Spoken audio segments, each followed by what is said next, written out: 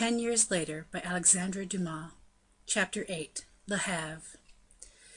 This brilliant and animated company, the members of which were inspired by various feelings, arrived at Le Havre 4 days after their departure from Paris. It was about 5 o'clock in the afternoon, and no intelligence had yet been received of Madame.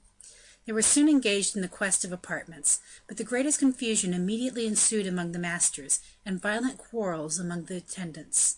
In the midst of this disorder, the Comte de Guiche fancied he recognized Manicamp. It was indeed Manicamp himself, but as Malicorne had taken possession of his very best costume, he had not been able to get any other than a suit of violet velvet, trimmed with silver. Guiche recognized him as much by his dress as by his features, for he had very frequently seen Manicamp in his violet suit, which was his last resource.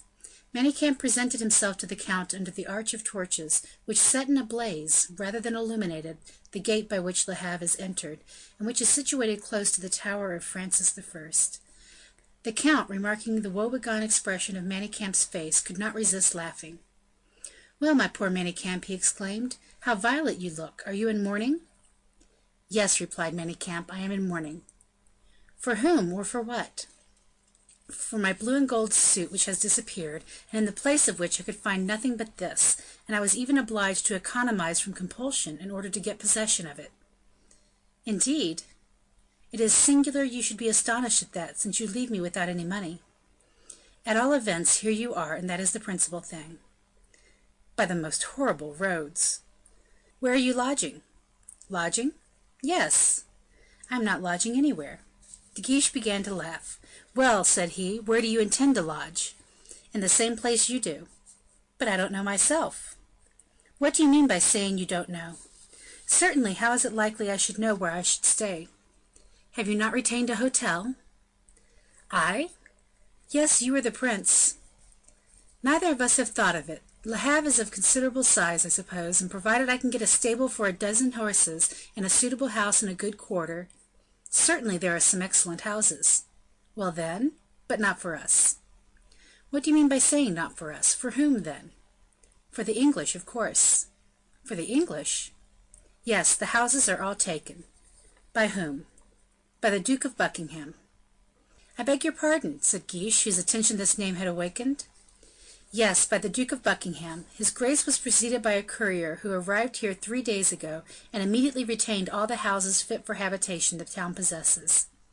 "Come, come, Manicamp, let us understand each other." "Well, what I have told you is clear enough, it seems to me." "But surely Buckingham does not occupy the whole of Le Havre?" "He certainly does not occupy it, since he has not yet arrived, but once disembarked he will occupy it." "Oh, oh! It is quite clear you are not acquainted with the English. They have a perfect rage for monopolizing everything." "That may be, but a man who has the whole of one house is satisfied with it, and does not require two." "Yes, but 2 men?" "Be it so; for 2 men, 2 houses, or 4, or 6, or 10 if you like, but there are 100 houses at Le Havre." "Yes, and all the 100 are let." "Impossible!" "What an obstinate fellow you are! I tell you, Buckingham has hired all the houses surrounding the one which the Queen Dowager of England and the princess her daughter will inhabit." "He is singular enough, indeed," said De Wardes, caressing his horse's neck. "Such is the case, however, monsieur." "You are quite sure of it, Monsieur de Manicamp?" And as he put this question, he looked slyly at De Guiche, as though to interrogate him upon the degree of confidence to be placed in his friend's state of mind.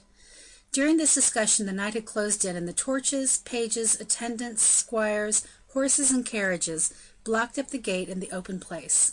The torches were reflected in the channel, which the rising tide was gradually filling, whilst on the other side of the jetty might be noticed groups of curious lookers-on, consisting of sailors and townspeople, who seemed anxious to miss nothing of the spectacle.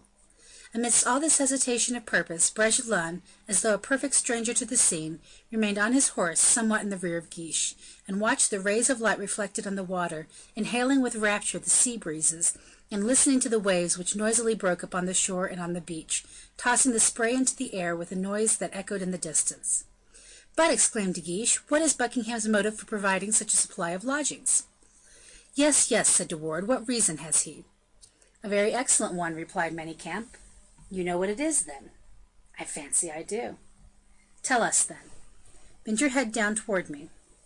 "What, it may not be spoken except in private?" "You shall judge of that yourself." "Very well." De Guiche bent down. Love, said Manicamp. I do not understand you at all. Say rather, you cannot understand me yet. Explain yourself. Very well, it is quite certain, Count, that his Royal Highness will be the most unfortunate of husbands. What do you mean? The Duke of Buckingham, it is a name of ill omen to the princes of the House of France. And so the Duke is madly in love with Madame, so the rumour runs, and will have no one approach her but himself.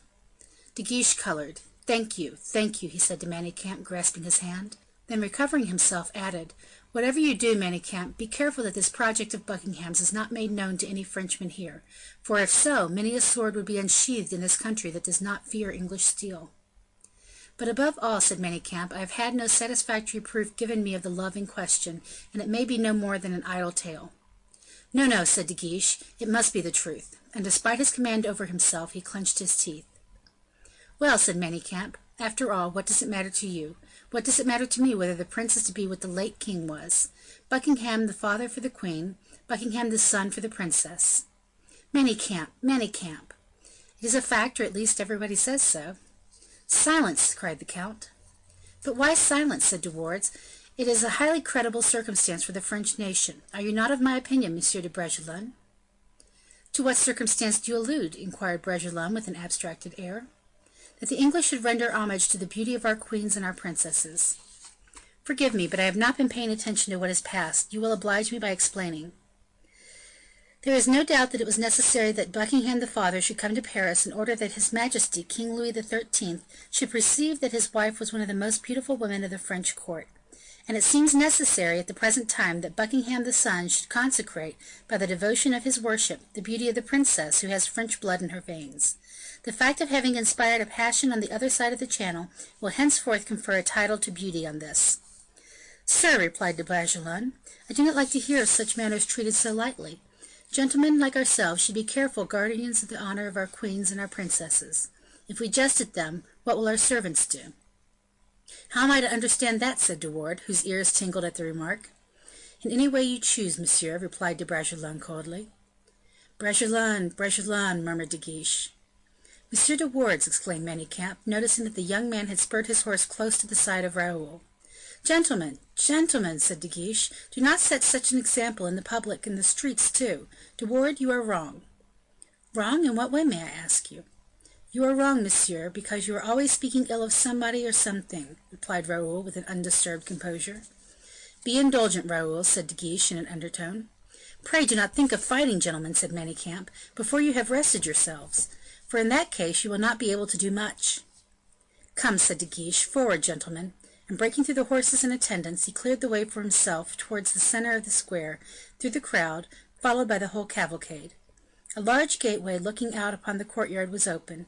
Guiche entered the courtyard, and Bragelonne, De Wardes, Manicamp, and 3 or 4 other gentlemen followed him. A sort of council of war was held, and the means to be employed for saving the dignity of the embassy were deliberated upon. Bragelonne was of the opinion that the right of priority should be respected, whilst De Wardes suggested that the town should be sacked. This latter proposition appearing to Manicamp rather premature, he proposed instead that they should first rest themselves. This was the wisest thing to do, but, unhappily, to follow his advice, 2 things were wanting, namely, a house and beds. De Guiche reflected for a while, then said aloud, "Let him who loves me follow me."